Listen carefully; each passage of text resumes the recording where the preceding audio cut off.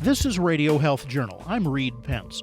This week, the forced sterilization of women in our nation's past and present. This so-called team won't let me go to the doctor to take it out because they don't want me to have any more children.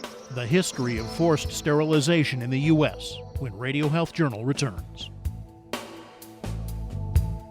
I'm Nancy Benson, host of Radio Health Journal. If you enjoy listening to Radio Health Journal, you'll also like our sister show, Viewpoints, which covers a wide array of topics from education to history to the environment. Here's a preview of what they're covering this week on Viewpoints. Think about it for yourself. Think about a time that you were scared of something and someone told you, oh, that's nothing to worry about, just calm down. Did that make you feel better? Probably not. We explore the art of how to successfully talk to children. Then, we see this plane race past us, and I watched the plane aim and crash into the World Trade Center. What were you doing the morning of September 11th, 2001?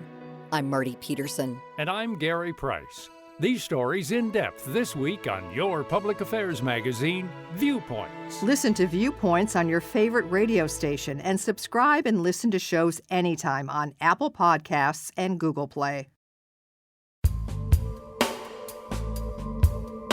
To a lot of people, court hearings over the conservatorship of entertainer Britney Spears by her father amount to tabloid trash. But Spears' testimony was a stark reminder that some forms of abuse stubbornly won't go away. She claimed that her father was forcing her to use birth control, an IUD, against her will. It amounts to forced sterilization, shocking in this day and age. But in Spears' testimony in probate court last July, she says it's true. I want to have the real deal. I want to be able to get married and have a baby. I was told right now in the conservatorship I'm not able to get married or have a baby. I have a ID inside of myself right now so I don't get pregnant. I wanted to take the ID out so I could start trying to have another baby, but this so-called team won't let me go to the doctor to take it out because they don't want me to have children, any more children. At age 39, Spears' window of opportunity for a viable pregnancy is closing. So for her, you could argue there isn't much difference between forced use of birth control and permanent sterilization. Now, you might be scratching your head and wondering, isn't forced sterilization illegal? What many people don't realize is that in 1927, the U.S. Supreme Court sanctioned the forced sterilization of thousands of disabled, poor, and minority women without their consent. That case, called Buck v. Bell, has never been overturned. I think even folks that maybe are not aware of this long history of forced sterilization or particularly shocked by that revelation because it implies that there are people that are kind of controlling Britney Spears' reproductive choices. And I think in this day and age, people believe that women should have the right to make their own reproductive choices. That's Natalie Lira, assistant professor of Latina and Latino studies and gender and women's studies at the University of Illinois at Urbana-Champaign. And so I think even divorced from this long history of sterilization abuse, it's a disturbing revelation. But add to that this very long history of state-mandated sterilization that started with the eugenics movement. Eugenics was a pseudoscience that became popular in the U.S. as an effort to implement genetic theories for the so-called good of society. The Nazis applied this same theory to its extreme during World War II. Eugenics argued that certain social problems were caused by people who had defective traits.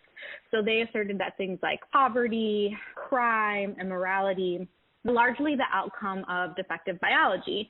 And so by that logic, they asserted that if we could identify individuals and populations that produced these socially detrimental traits and prevented them from reproducing, then society would benefit. And so it was a science that really individualized or biologized social problems, and in the process really made reproductive control a legitimate facet of social welfare and public health. One woman named Carrie Buck fought back. She argued that forced sterilization was cruel and unusual punishment and a violation of her Eighth Amendment rights. But in a 1927 decision, the U.S. Supreme Court wrote that, quote, the principle that sustains compulsory vaccination is broad enough to cover cutting the fallopian tubes. Buck lost her case and was sterilized, along with thousands of other women in prisons and institutions across the country. The Supreme Court upheld eugenic sterilization as a legitimate policy, and Oliver Wendell Holmes was a judge in that case, Buck v. Bell, in 1927, and the assertion was that it was better to end the family line than to allow that there be 3 generations of imbeciles. I think the direct quote is 3 generations of imbeciles is enough. Over the years, however, the practice has been overturned in 32 states. Disability rights organizers did a lot of work to kind of make this practice unpopular. In kind of like the mid-20th century, forced sterilization was less systematically occurring. It still occurred in public hospitals and in private settings. For example, between 1997 and 2013, the state of California forcibly sterilized 1,400 female inmates. Court witnesses claimed it was cheaper to sterilize these women than to support their progeny on welfare. And in September 2020, 148 immigrant women detained by U.S. Immigration and Customs Enforcement were given what Lira calls unnecessary hysterectomies without their consent. So I wouldn't say that this has all ended. I think we have many examples where this still happens, and it's not as systematic as it was in the era of eugenics, but we see that people who are kind of marginalized and labeled in different ways and placed in vulnerable positions continue to experience reproductive abuse of all kinds, and even the most extreme kind, which is kind of this forced sterilization. And so, folks that are familiar with this history see what's happening to Britney Spears as kind of part of this longer legacy. Unfortunately, I don't think the Spears case is an outlier. From my experience talking to people, working with people in conservatorships and guardianships, I think the most unusual thing about her case is how much attention it's getting. That's Zoe Brennan-Krohn, staff attorney at the American Civil Liberties Union's Disability Rights Program. The Americans with Disabilities Act, signed into law in 1990 by President George H.W. Bush, is much of what's at issue. The ADA gives people with disabilities the same opportunities as everyone else.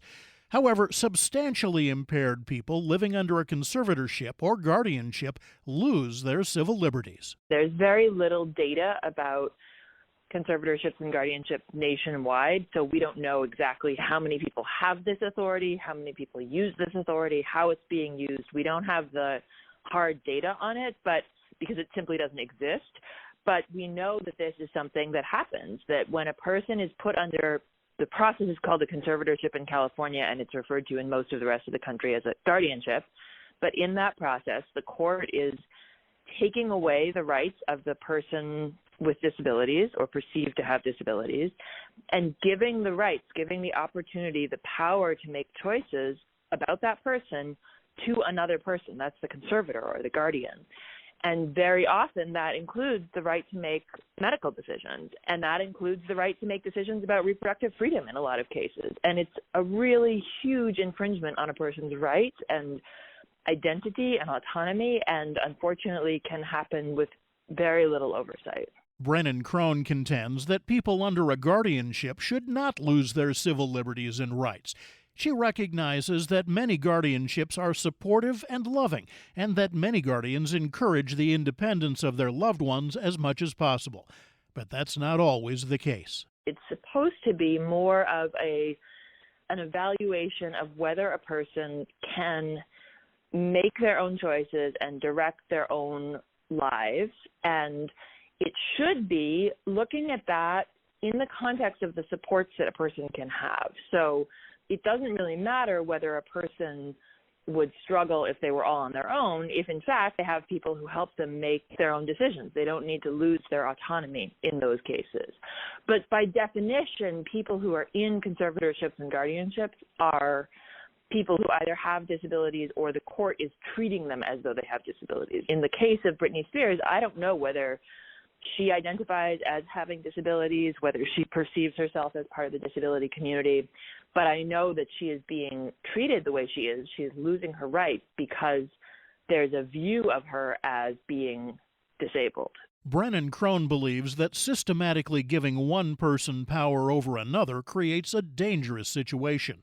She'd like to see a reduction in the number of conservatorships in the U.S. through the establishment of a variety of support systems to help the disabled. Supported decision-making is one of those ways. It doesn't have to be a family member who's doing that. It can be friends, it can be support workers. Part of the idea of supported decision-making is that it's really supposed to be many people who are working with you, so there isn't just all that power in one person. And even, technology can make a really big difference also in helping people live and direct their own lives. Like, most of us have apps on our smartphones that help us live our own lives, right? Like, you have an alarm clock, or you can set a reminder to tell you to lock the doors at night, or you can, all sorts of just sort of like simple things that you can put into place that many of us do already, and recognize that those are ways that can support a person living their own life. Still, the decision to establish a guardianship is often a foregone conclusion.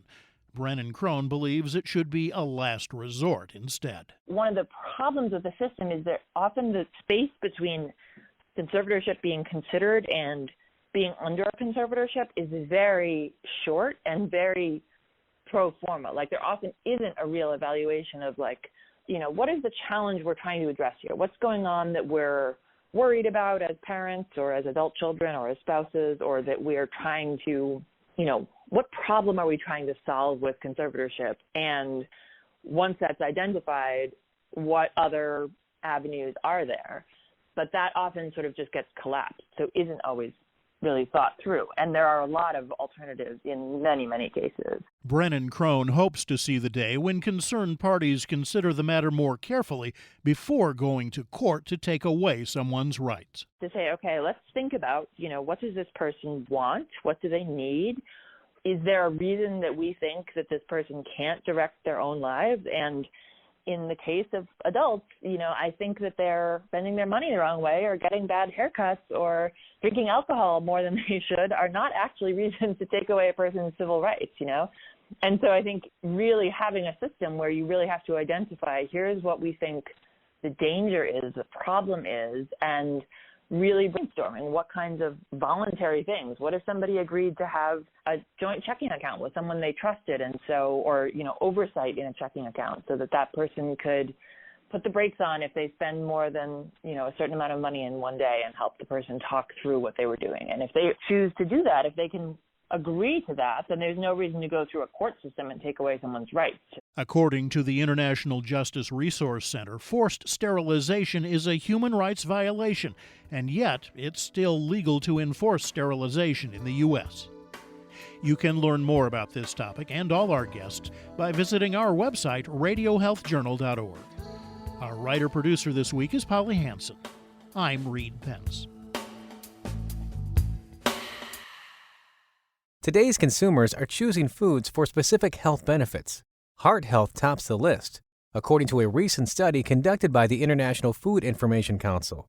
Certain whole foods, such as grapes, which contain over 1,600 natural plant compounds, may be the key. Registered dietitian Courtney Romano is the health advisor for the California Table Grape Commission. A heart-healthy diet is rich in whole plant-based foods. A first step is to consume more vegetables and fruit, including grapes.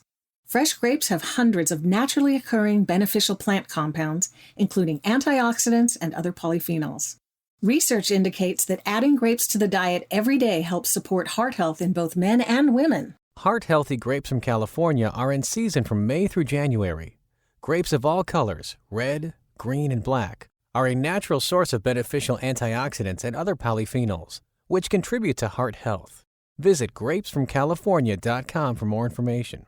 Colleges and universities are trying to return to normalcy this fall.